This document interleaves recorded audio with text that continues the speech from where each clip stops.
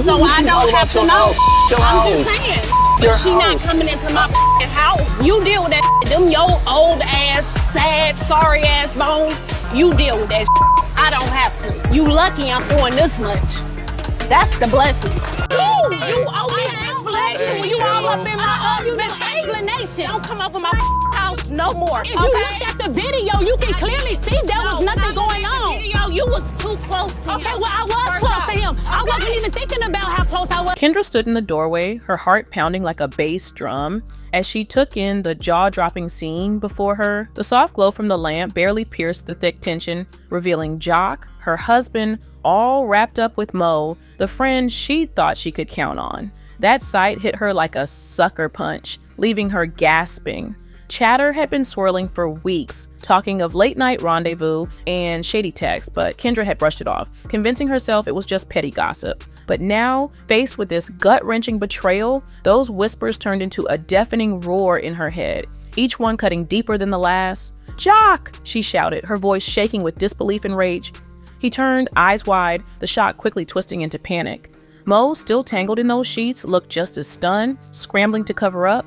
"Kendra, wait!" JOC pleaded, but his words fell flat against the storm of emotions crashing down on her. "Why would you do this?" she demanded, her voice shaking but fierce. "After everything we've built, it was a mistake." He stammered, casting a glance at Mo like he was fishing for backup. That betrayal felt like a direct hit to their whole relationship. And Kendra was struggling to contain the whirlwind of hurt and rage bubbling up inside her. "Just a mistake?" Kendra shot back, her disbelief palpable. "You really think that makes it okay? You think I'm just gonna stand here and take that?" The air turned thick, the silence almost suffocating. Mo tried to step in. "Kendra, stay out of this," she snapped, her fury laser-focused on JOC. "This is between us. You don't get to drag him into your mess." "I love you," JOC insisted, desperation creeping into his voice like a thief in the night. "It didn't mean anything? Love? This ain't love, JOC. This is betrayal, plain and simple." Tears threatened to spill, but she held them back, standing tall, refusing to show any weakness in this storm of chaos.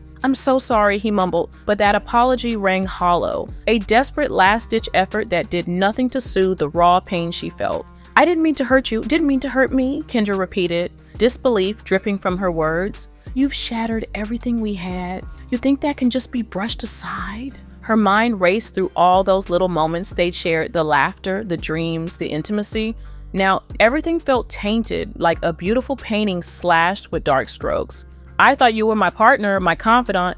How could you do this to me? I didn't want it to happen," JOC stammered, his voice barely above a whisper, shame washing over his face. "Clearly you didn't care enough to stop it," Kendra shot back, her fury igniting a fire inside her.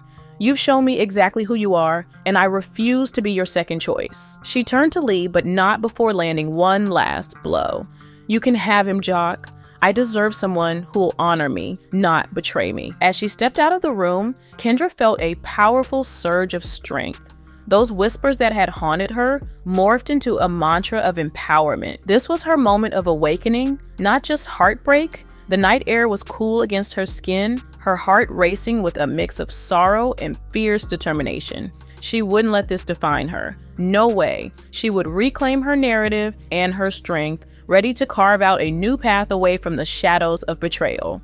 Let the rumors swirl. Kendra knew she'd rise from this stronger, ready to tackle whatever came her way. Was making it look like it was more than what it was. You should have reached out. I'm not a bitch off the street.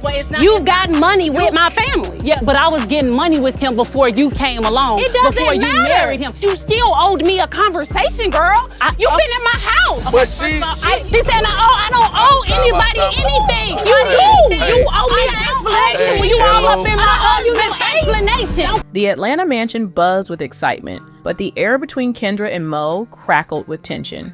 Friends and crew members huddled nearby, their eyes glued to the unfolding drama, while Kendra's voice shook with rage.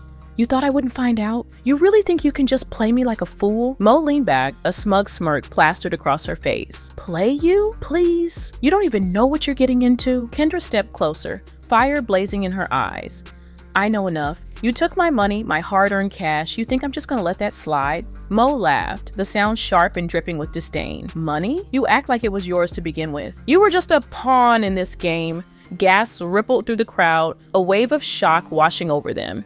Kendra's voice escalated, fueled by indignation. A pawn? You're the one who stole from me. You think that's funny? Mo stepped forward, ready to throw down. Her vibe flipped like a switch. You should have been keeping a better eye on your investments. So I better not ever see you around if you can't respect me. You too. It's okay. Okay. It's cool, bitch. I'ma eat. Okay. You old ass hoe. And I've been eating too, you stupid ass bitch. You come see about me. You thought. It ain't never none of that. I don't give two. Bitch, I don't give a about your gate. If I want to get in them motherfuckers, I could. You talking about can't get in your gate. Hold on. That. Friends rushed in, trying to cool things down, but Kendra waved them off. I trusted you, Mo. This is how you repay that trust? Oh, so you mad because I took a little change? That's really cute, sis. Mo fired back, her voice dripping with sarcasm that sliced through the air like a knife. Then, in a blink and you'll miss it moment, Mo slapped Kendra so hard the whole room went dead quiet. Kendra stumbled back, eyes wide with disbelief, as a wave of shock and fury hit her. Oh, you have crossed the line now, she hollered, her chest heaving with each breath. The crew jumped in, trying to pull them apart as the air got so thick you could cut it with a knife. Kendra's eyes locked on Mo, fire blazing. You really think it's over? Girl, this is just the beginning. I ain't backing down. Mo flipped her hair, that same cocky grin still plastered on her face. Oh, I'm ready. Let's see what you're really working with. As the clash heated up, hushed voices filled the room. Some friends begged Kendra to just let it go, while others cheered her on, telling her to hold her ground. But Kendra wasn't hearing any of that. The betrayal stung deep, and she wasn't about to let Mo off easy. Do you even get how hard I busted my tail for that money? Kendra snapped, her voice rising above the whispers.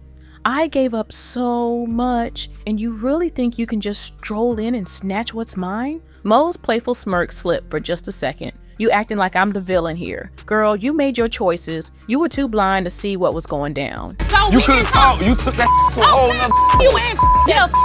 Yo, I won't even throw one Bro, hit on me. the f***ing you lucky you got him Adam. Okay, bitch, wait. I You don't took this too far, dog. Kendra's friends looked at each other, anxious, feeling the heat in the room rise. Blind? I trusted you, and you straight up threw that trust in the trash. You're the one dead wrong. Kendra fired back, standing tall. Trust goes both ways, boo. You should have watched your back, Mo replied, folding her arms, that same confidence creeping back in. The two stood their ground, locked in a fierce standoff, neither one backing down. Kendra felt adrenaline rushing through her veins, fueling her fight. She had put in too much work to let this slide. Oh, you really think you can shake me? Kendra shot back, voice steady as ever. Nah, I'm not going anywhere. Best believe I'm about to let everyone know the real you. Mo cocked an eyebrow, a spark of challenge lighting up her eyes. And what exactly do you think you're gonna prove? This ain't some little game, it's my life too. Maybe it's time you face the music, Kendra fired back. You really think you're just gonna slide through this? Not while I'm around. The tension between them thickened, and the crowd leaned in, knowing they were witnessing some real drama. Kendra could feel all of those eyes on her, but it only made her more determined. You want to play dirty? Fine, Mo muttered, her voice dropping low. Just don't forget, I got my hands on some of your skeletons too. don't need to meet you. You understand? Like, me and her talking is not gonna help you be a better father or whatever. I don't owe her nothing. What good do you feel can come out of this? I got grown kids, Okay. so it's very important. It's not gonna happen. It's not gonna happen. Young JOC and his wife, Kendra Robinson, stars of Love and Hip Hop, Atlanta, recently spilled all the tea about their relationship during an exclusive interview with Suave magazine. The couple got real about the cheating rumors and past slip-ups that had their relationship in hot water, all in a video clip shared by the media outlet. During the interview, Robinson set the record straight about the idea that she got caught off guard by the mess JOC and the reality show's production stirred up, but don't get it twisted. She made it crystal clear that she was rattlesnake serious about how she and JOC handled some of those issues, even before they made it official at the altar. She threw it back to one of the messiest storylines involving JOC's so-called side chick, Meta. Robinson explained that JOC actually introduced her to Meta when the alleged other woman needed some legal advice. After all, Robinson is a practicing attorney in Atlanta. She said she already knew about JOC's past with Meta and that he didn't hold back any details when it came to keeping her in the loop. Unfortunately, the production team and Meta really dialed up the drama, twisting their past into something messy that made their first meeting hella tense. The blessing is to be able to have. For those who don't know, Meta is a new face on the show. She's tight with dancehall Queen Spice. According to The Things Meta, and JOC had an on-again, off-again thing that stretched over 14 years. And word on the street is their history might have overlapped with JOC's run-up to tying the knot with Robinson. As the interview went on, Robinson even admitted she had stepped out in the past too, and confessed that she was nervous about whether she and JOC could make it through that tricky annulment period. Robinson said that even though JOC kept telling her he was done with his old ways, she wasn't just going to take his word for it. She put it bluntly, if somebody's a gambling crackhead on one side of the broom, then when they step over to the other side, they're still out here hitting the blackjack table, still running wild. Like ain't nothing changed. She wasn't playing games either. I shared with him and I was a serious rattlesnake, she said, making sure everyone knew she meant business. We're still in that annulment period, okay? You know that a prenup is in place, she went on. So I can keep it pushing up north while you stay down here in your mess if that's what you want. Wait for me again, we're gonna have a problem. Seriously. Man, I'm done, man. You talking to me like I'm a little ass boy. No, you talking to me, you me immature. Kendra. JOC chuckled at his wife's rattlesnake serious comment, but nodded along, agreeing that he had no intention of wasting her time or messing with her heart. Robinson, however, wasn't done venting about her run-in with Meta. She made it clear she hated how the whole situation made her look weak, and how it wasn't setting the right example for young girls, especially their daughters. Let's not forget, JOC came into the marriage with 8 kids already. Robinson said, I told him, now imagine one of our daughters meets and falls in love with a man just like you. A man who carries himself the way you do, who's got all your traits, the good, the bad, the ugly, and everything in between. Would you really be comfortable giving her away to him? JOC shot back. I wouldn't be mad because one thing about me, I'm gonna provide and I'm always gonna protect. That's just what I do, he added. But Robinson wasn't letting him off that easily. She clapped back, being a provider and protector don't give you a free pass to be a liar. Then she turned the conversation to his sons, pointing out how his behavior could set a bad example for them too. Your life ain't normal, JOC. It's definitely not the kind of blueprint I want Amir, Amoni, or Cadence following, Robinson said, her voice firm. And I don't think their mothers would want that either. Let's just keep it real. The interview gradually morphed into what felt like a therapy session, with the two dissecting their relationship right there on camera. But things got real when JOC decided to push back a little, calling out his wife for airing out too much of their dirty laundry in public and making him look bad. Look, I don't care if there's a camera in front of me or if somebody's grilling me with questions, he said.